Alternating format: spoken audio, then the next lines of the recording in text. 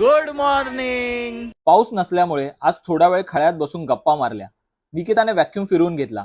नाश्त्यामध्ये आज गवारची भाजी आणि चपाती खाल्ली। निकिताला घरी ठेवून आम्ही निघालो कणकवलीला।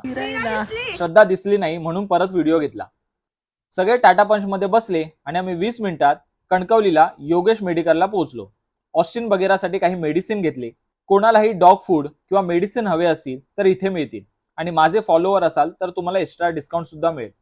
बटाटे घेतले। टाटा पंचला तहान लागलेली सो तिला पेट्रोल दिलं। निखिल लंच होम मधून चिकन पार्सल घेतलं। सविता मावशींकडून मासे घेतले। मावशींनी मस्त मासे साफ करून दिले। बाकीच्या मंडळींना गड नदी दाखवली आणि आम्ही पोहोचलो किर्लोस ब्रिजवर। सगळ्यांनी येथे छान छान फोटोज काढले, रील्स बनवले आणि नेक्स्ट लोकेशन रामगड मंदिर बघायला गेलो। दर्शन घेतलं आणि आम्ही घरी आलो। आज परड्यात माकड आले होते सो ऑस्टिन बगीरांनी त्यांना पळवून लावलं। सगळ्यांना परड्याची एक टूर दिली।